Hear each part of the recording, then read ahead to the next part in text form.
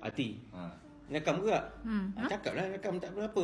Tak ada masalah. Tak ada memang lah. Macam curi-curi je kan. Tak ada Tak ada memang diri itu. Akan nak cakap tu CCTV ada saya boleh print kan lagi clear dengan suara. Tak ada masalah pun.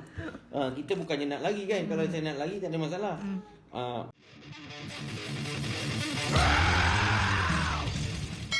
Datuk tu nak duit dia balik 83,000, tapi Datuk Red pusing cerita benda lain. Itulah satu daripada beratus komen yang ditinggalkan netizen apabila terkesan mendengar penjelasan bekas suami kepada selebriti Adira Suhaimi, iaitu Datuk Red berhubung urusan jual beli tanah bersama seorang individu.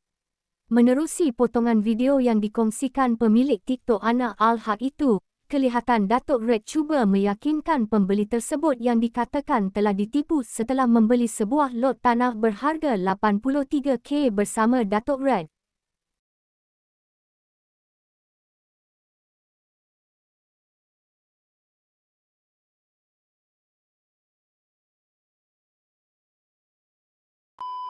Yang nombor 2 dulu, sekarang ni kerja-kerja tanah ni yang saya cakap nak cari jalan ni.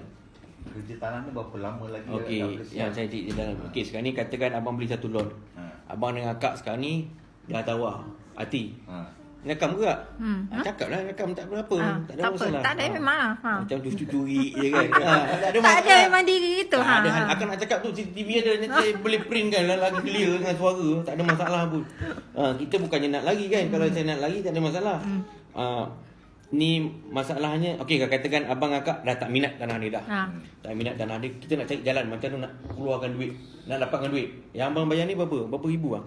84 ribu ni. Macam mana abang nak dapatkan duit 84 ni? Saya memang tak ada duit bang, cakap dia terang. Kan?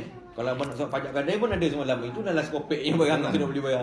Cakap tawati memang dah tawati lah. Dah tawati. Tapi sekarang ni memang nak sender balik. Tapi sekarang ni kita macam mana kita nak cari jalan nak dapatkan duit ni balik kan? Kalau kita bergaduh pun tak dapat juga. Betul tak? Dan kita bawa ke tengah ni pun tak dapat juga kan? Sekarang ni kita cari. Okey, sekarang ni saya ada dapat satu Mencon lah. Ni saya cari sendiri Bukan jadi katakan kawan-kawan kenalan apa semua. Dia pun steady lah. Dia company dia pun kalau abang pun area memang area Shah Alam pun dia memang ni lah. Ni usaha perniaga lah. Memang Bumi Putra Melayu.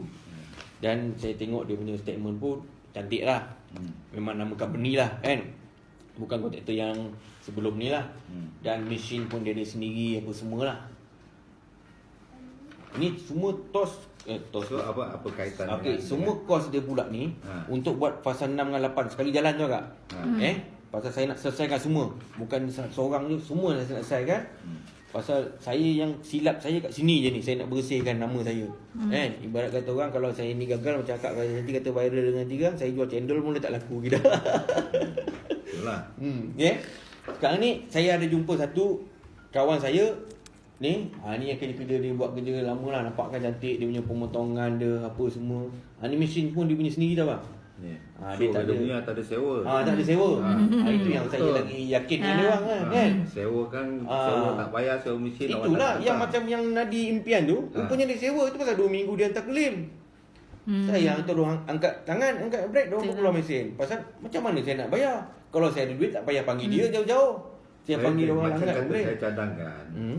Tanah yang tepi ni, mana tadi tengok depan. Abang ada. Tanah yang ni berdekatan dengan sungai tu. Tanah Ben. Ni tanah kita orang kan? Betul. Sini sungai kan? Betul. Sungai kan? Sungai. You kena ikat batu tu, tembok, batu gunung tu. Jadi bila dah ikat batu gunung, in case kalau you tak buat longkang pun, hujan ke, dia akan tersekat situ tanah. Ya, itu tak rugi apa. Itu. Selepas saya kena last Faizul tu, saya lantik band saudara band ni untuk jaga site semua. Macam abang kata dah 4 kali baru teringat nak macam tu. Kalau ikut kan saya tamak nak bayar gaji dia. Band tu, tapi dek kerana tu duk band. Dek kerana tu saya tak boleh lah macam ni dah. Memang nak kena satu orang ada in charge barang ni. Patutlah. Mana boleh dia lepas kan? Tak boleh. Itu yang silap saya tu memang satu kena ada yang tahu pasal teknikal tanah. Jadi paling tidak pun macam band pun dia ada report dia. Bos hari ni dia orang tak kerja apa semua. Jadi kita boleh tahu kan. Ini macam Wahid tahu band ni. Kau belum datangi kerja yang dengan lo kan. Rupanya dia cakap dengan akak kita tak bayar hutang dia. Kalau orang buat pemaju sama ada kerja potongan tanah building. dia lantik satu konsultan untuk in charge kerja-kerja ni. Betul.